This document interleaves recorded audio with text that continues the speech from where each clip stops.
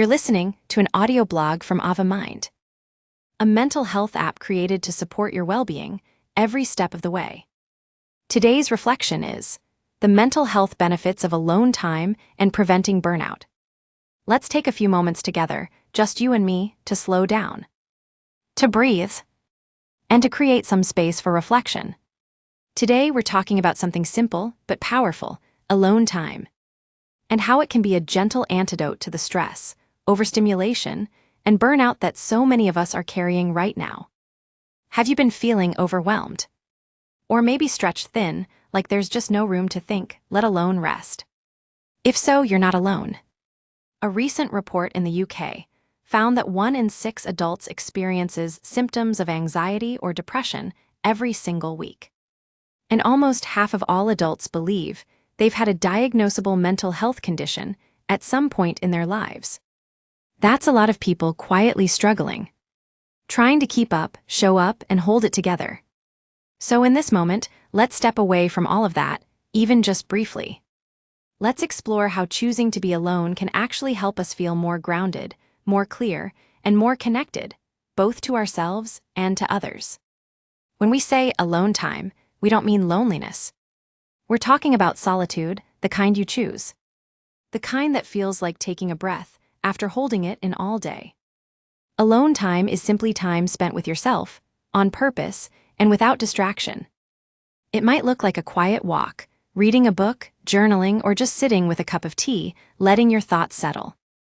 It's different from loneliness, which is often painful. Loneliness is feeling disconnected or unseen, even when you're with others.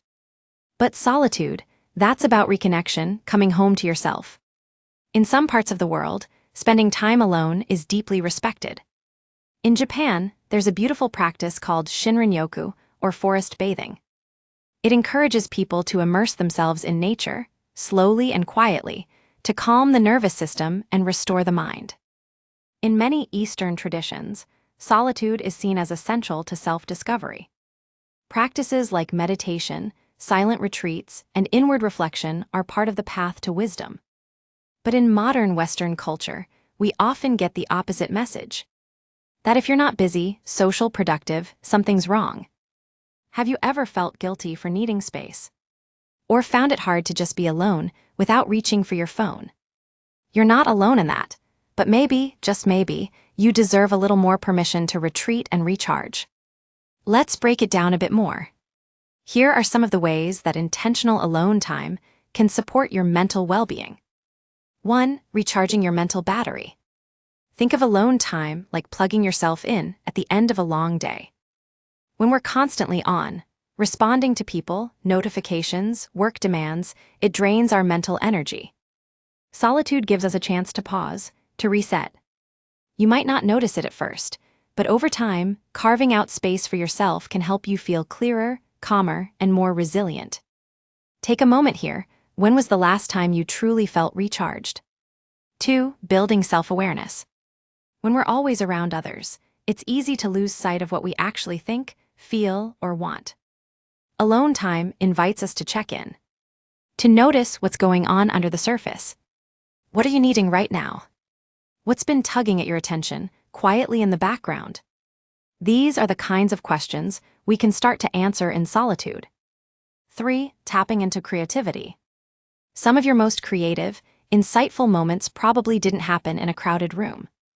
They came when you were walking alone, or daydreaming, or just letting your mind wander without pressure. Solitude gives your brain the space to play, to connect new ideas, to solve problems in ways you can't when you're constantly reacting to the world around you. 4. Processing emotions. When we're alone, we can actually feel our feelings, not just push them aside. That might sound uncomfortable, but it's how we heal. Alone time gives us room to notice what we're carrying emotionally and begin to process it. This can lead to better emotional regulation and more compassionate self-talk. It's like giving yourself a private space to just be, without judgment. Not all solitude is helpful, and too much time alone can become isolating. So how do you know if your alone time is nourishing you? Here are a few signs. You feel calmer after spending time alone. You have more clarity or insight about something. Your mood improves, even slightly. You're more present in your relationships afterward. If your solitude feels heavy, numb, or lonely, that might be a sign to reach out to someone, or to mix in more connection with your quiet time. Healthy mental health isn't about becoming a hermit or always being social, it's about balance. Here are a few simple ways to tune into what you need. Ask yourself, am I recharging or retreating? Schedule 10 to 15 minutes of quiet time into your day. Try one longer solo activity each week, like a nature walk or journaling session. And stay open to connection when it feels right, because relationships matter too. Solitude and connection are not opposites. They can actually support each other. The more grounded you feel in yourself, the more present you can be with others. Let's wrap up with a few small ways to invite more restorative alone time into your life.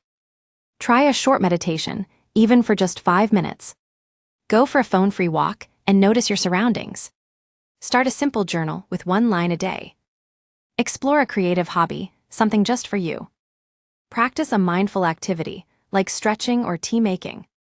Disconnect from tech for an hour and see how it feels. You don't have to change your whole life. Just begin with one quiet moment. Solitude isn't something to fear or avoid. It's a gift.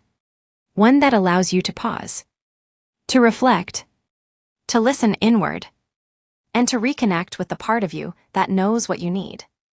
So today, and maybe tomorrow too, give yourself permission to step away, to spend a little time with the most important person in your life, you. And remember, you're not alone in any of this. If you're feeling low or just want someone to talk to, our free therapeutic assistant, Ava, is here, 24/7. And we're working on new ways to connect you with the right therapist if you ever feel ready for that step. Until then, be gentle with yourself. And don't underestimate the power of a little quiet.